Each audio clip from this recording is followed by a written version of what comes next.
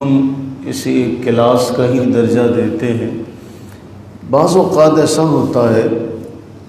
کہ بہت سی روایات ایسی آ جاتی ہیں سامنے کہ انسان سوچ میں پڑ جاتا ہے کہ اسے کس طریقے سے بیان کیا جائے، کیونکہ سامنے یہ حدیث بھی ہمہ وقت پیش نظر ہوتی ہے کہ رسول اللہ صلی اللہ علیہ وسلم نے فرمایا، لوگوں سے ان کے فہم کے مطابق گفتگو کرو، کہیں ایسا نہ ہو کہ وہ اپنی نادانستگی کی وجہ سے اللہ اور اس کے رسول کا ہی انکار کر بیٹھے۔ اب مبلغ کی ذمہ داری صرف احادیث کو بیان کر دینا نہیں ہوتا، کیا سامنے آئی اور حدیث ذکر کر دی، اس کے پورے اطراف میں یہ دیکھنا بھی مقصود ہوتا ہے کہ کہیں اس سے کوئی بات کسی کے ذہن میں ایسی نہ پیدا ہو جائے جو اس حدیث کی مخالفت کی طرف جاتی ہو۔ رسول اللہ صلی اللہ علیہ وسلم ہمیں جیسا دیکھنا چاہتے تھے، ہماری بدقسمتی کہ ہم ایسے نہیں بن سکے جیسے رسول اللہ علیہ السلام ہمیں دیکھنا چاہتے تھے، یا جیسے ہمیں بنانا چاہتے تھے، جیسے ہمارا رویہ ہونا چاہیے تھا۔ کتنی بڑی اور کتنی عظیم ہم پر ذمہ داری ڈالی گئی، یہ ارشاد فرما کر کہ تم میں سے کوئی شخص اس وقت تک مومن نہیں ہو سکتا جب تک اس کی زبان سے اور اس کے ہاتھ سے دوسرے لوگ امن میں نہ آ جائیں، دوسرے لوگوں کو امان حاصل نہ ہو جائے۔ یہ اتنی بڑی ذمہ داری ہے مومن کے کاندھوں پر کہ وہ ہر وقت یہ خیال رکھے کہ میری زبان سے، میرے ہاتھ سے کسی کو نقصان نہ پہنچے۔ اب جو آج کی حدیث ہے وہ اس حوالے سے اتنی اہم ہے کہ ہمارا دین آپ جانتے ہیں، قرآن کریم میں اللہ رب العزت نے فرمایا وَاعْبُدُوا اللَّهَ وَلَا تُشْرِكُوا بِهِ شَيْئًا، اللہ کی عبادت کرو، کسی کو اللہ کا شریک نہ ٹھہراؤ، وَبِالْوَالِدَيْنِ إِحْسَانًا، والدین سے حسن سلوک کرو، وَبِذِي الْقُرْبَى، عزیز و اقارب کے ساتھ، وَالْيَتَامَى، یتیموں کے ساتھ، وَالْمَسَاکِین، مسکینوں کے ساتھ، وَالْجَارِ ذِي الْقُرْبَى وَالْجَارِ الْجُنُبِ، قریب کے پڑوسی سے اچھا سلوک کرو، دور کے پڑوسی سے اچھا سلوک کرو۔ یعنی پڑوسی دور کا نزدیک کا ہمارے ہاں کیا ہوا کہ قرآن کریم نے فرمایا ان کے ساتھ اچھا سلوک کیا جائے۔ اور آپ بھی جانتے ہیں کہ رسول اللہ صلی اللہ علیہ وسلم نے ایسے شخص کے بارے میں جس کی شرارتوں سے اس کا پڑوسی محفوظ نہ ہو، فرمایا وہ جنت میں داخل نہیں ہو سکے گا۔ اب ہم جس مقام پر چلے گئے، ہم نے اپنا جو بہن بھائیوں والا رشتہ تھا ہم نے اس کو بھی شریکہ برادری بنا لیا، اور ہم نے اپنے پڑوسی کو بھی اپنا شریکہ برادری بنا لیا، اور اس ڈگر پر چل پڑے کہ ان کے ساتھ ہمارا مقابلہ ہونے لگ پڑا۔ میں تاریخ کی کتاب میں ایک واقعہ میں نے پڑھا کہ کسی زمانے میں مسلمان جو تاجر تھے ان کا معمول یہ ہوتا تھا کہ وہ اپنی دکان کے باہر کرسی رکھا کرتے تھے، اور جب پہلا گاہک آ جاتا، خریدار آ جاتا تو وہ کرسی اٹھا دیتے۔ اب جب کرسی اٹھا لی جاتی تو دکاندار باہر کھڑا ہو جاتا اور دیکھتا کس کی دکان کے باہر کرسی پڑی ہے، تو آنے والے گاہک کو اس دکان کی طرف بھیج دیتا کہ پہلے وہاں جاؤ جی، اس کے پاس تمہاری مطلوبہ چیز ملے گی۔ ہمارا ماضی ایسا تھا، ہمارا ماضی ایسا تھا۔ آج ہمارا حال یہ ہے کہ ساتھ والی دکان پر چیز ہو تو دکان والے کو پوچھا جائے، وہ کہتا مجھے پتہ نہیں کہ کہاں سے ملے گی۔ پڑوسی جو ہے، پڑوسی کے بارے میں ہر لمحہ، الا ماشاء اللہ اچھے لوگ بھی ہیں، لیکن اکثریت معاشرے میں ایسے لوگوں کی ہے کہ اب وہ یہ جملہ مشہور ہو گیا جو ہمارے یہاں پنجابی میں کہتے ہیں کہ کسی بھوکے کو روٹی کھلا نہیں سکتے اور کسی سیر ہوئے کو برداشت نہیں کر سکتے۔ یہ جملہ ہمارے ہاں اس حد تک گھر کر گیا کہ ہر زبان جگہ خاص عام ہوگا کہ پکھے نو کوئی روٹی نہیں دیندا اور رجے نو کوئی سہاردہ نہیں۔ تو یہ جملہ اب جو آج کی حدیث ہے، میں اس حوالے سے یہ سوچ رہا تھا کہ اس کو اس کو اسکپ کر کے آگے چلا جائے، پھر کہا نہیں اس کو بیان کیا جائے۔ اگر غلطی ہے تو ہمارے اپنے اندر ہے،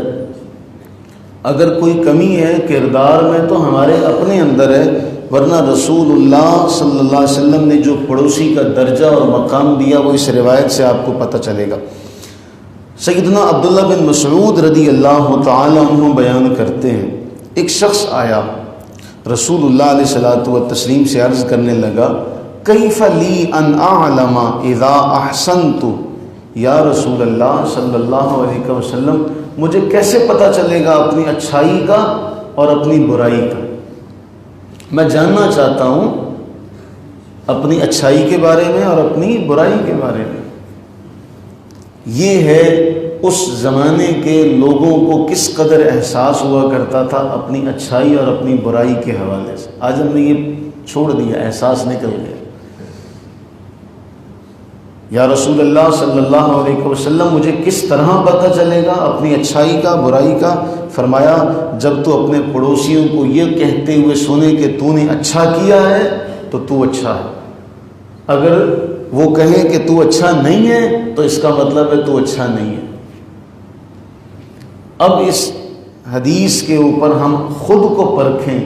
کیا واقعی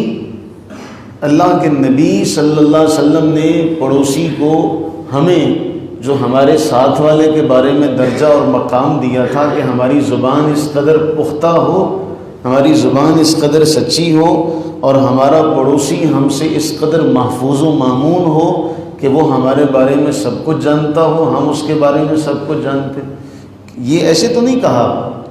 یہ بڑا مشہور شعر ہے، برا کہے جسے عالم اسے برا سمجھو، برا کہے جسے عالم اسے برا سمجھو، زبان خلق کو نقارہ خدا سمجھو۔ یہ جملہ جو تھا یہ آواز خلق خدا نقارہ خدا ہوتی ہے، یہ بڑا مشہور جملہ ہے۔ تو اب ہم اس طرف چلے گئے کہ ہمارا جو پڑوسی ہے نہ ہمیں اس کی کوئی اچھی چیز بھاتی ہے، اور اگر اس کے ہاں کوئی چیز آ جائے تو ہم اس خیال میں رہتے ہیں کہ اس کو یہ چیز ملی کیوں۔ اگر وہ کوئی چیز خرید لیتا ہے، وہ گاڑی خرید لیتا ہے، اس کے گھر میں کوئی اعلیٰ چیز آ جاتی ہے، اس کے بچے اچھے کپڑے پہن لیتے ہیں، تو بجائے اس کے کہ اللہ کی تعریف کی جائے ہم حسد کے اس زمرے میں چلے جاتے ہیں جسے رسول اللہ صلی اللہ علیہ وسلم نے شرک سے تعبیر کیا تھا کہ یہ تو سیدھا سیدھا اللہ کی تقسیم پر اعتراض ہے۔ ہم اس پر چلے جاتے ہیں کہ اللہ کی تقسیم پر اعتراض کرنے لگ پڑتے ہیں، ہم بجائے جس مالک نے اسے عطا کی ہم اس مالک کی طرف رجوع کرنے کے زبان سے کوئی نہ کوئی، جسے ہم اپنی پنجابی میں کہتے ہیں ساڑ پھکنا، ہم اپنی زبان سے کوئی ایسا جملہ کہہ دیتے ہیں۔ کسی کو اچھی بیوی مل جائے، کسی کی اولاد اچھی ہو جائے، کسی کے ماں باپ اس کے ساتھ احسان کا سلوک کا معاملہ کریں، کسی کو ساس اچھی مل جائے، کسی کو بہو اچھی مل جائے، تو ساتھ والے کو سب سے زیادہ تکلیف ہوتی ہے۔ یہ ہمارا ماحول ہو چکا ہے، اور ساتھ والے کو تکلیف بھی اس قدر ہوتی ہے اسے اس وقت تک سکون نہیں ملتا جب تک اس کا وہ نعمت جو ہے وہ زائل نہ ہو جائے۔ ہمارا یہ حال ہے، ہم اس حد تک زوال پذیر ہو چکے ہیں کہ رسول اللہ صلی اللہ علیہ وسلم کی احادیث کے مطابق دیکھا جائے تو ہمیں ایک خواب سا محسوس ہوتا ہے۔ اب اس حدیث میں دیکھیں کہ رسول اللہ صلی اللہ علیہ وسلم میں کہ تم اچھے تب ہو جب تمہارا پڑوسی تمہیں اچھا کرے، یعنی ہماری اچھائی کو موقوف کیا گیا اس کی گواہی پر، اس قدر مقام و مرتبہ دیا گیا، جبکہ ہمارا حال یہ ہے کہ ہمارے شر سے تو ہمارے ماں باپ محفوظ نہیں، ہمارے شر سے تو جنہوں نے ہمیں جنم دیا ہمارے شر سے تو وہ محفوظ نہیں، اور ہم ڈھونڈتے پھرتے ہیں باہر کے لوگ۔ ہمارے معاشرے میں لوگ سوال کرتے ہیں جی کوئی پیر کامل بتاؤ، کوئی کامل پیر بتاؤ جس کے پاس جائیں دکھ درد دور ہو جائیں، اس کو نذرانہ بھی دے سکیں۔ تمہارے گھر میں اللہ نے پیر رکھے، ایک نہیں دو دو کامل پیر، ان سے بڑی تمہارے لیے دعا دنیا میں کوئی نہیں مانگ سکتا۔ اللہ کے نبی نے فرمایا جو دعا کو مانگیں گے وہ مستجاب الدعوات ہے تمہارے حق میں۔ فرمایا کہ وہ اگر برے بھی ہوں تو ان کی برائی ان کی ذات پر ہے، لیکن تمہارے لیے ان کی دعا مستجاب ہے۔ ہم وہ دو گھر میں کامل پیر چھوڑ کر باہر تلاش کر رہے ہیں کہ کوئی کامل پیر مل جائے جس کے سامنے بیٹھے، جو ہمیں سمجھائے، ہمیں نصیحت کرے، ہاں ہم اس کو نذرانہ دیں، اس کی جوتیاں سیدھی کریں، اس کے ہاتھ چومیں، اس کے پاؤں چومیں، اس کی گاڑی چومیں۔ ہمارے ہاں تو لوگ جو ہے وہ پیروں کی گاڑی کے ٹائر تک چومنے چلے جاتے ہیں۔ تو جو گھر میں بیٹھے ہوتے ہیں، جن کو اللہ نے اتنا بڑا درجہ دیا، اپنی عبادت کے بعد کہا کہ ان کے ساتھ احسان کرو، ہم نے وہ چھوڑ دیا۔ تو جب ہمارے شر سے ہمارے ماں باپ ہی محفوظ نہیں تو پڑوسی تو پھر دور کی بات ہے۔ اللہ سے دعا کرے۔ میں نے اسی لیے پہلے جملے جو آغاز کیا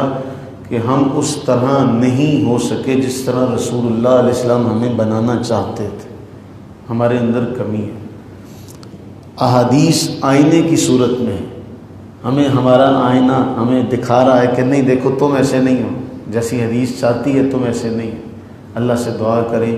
کہ اللہ تعالیٰ اس خیر و برکت والے وقت کا صدقہ ہمیں ایسا بنا دے، ہمیں ایسا بنا دے۔ ہم ناکارہ ہیں،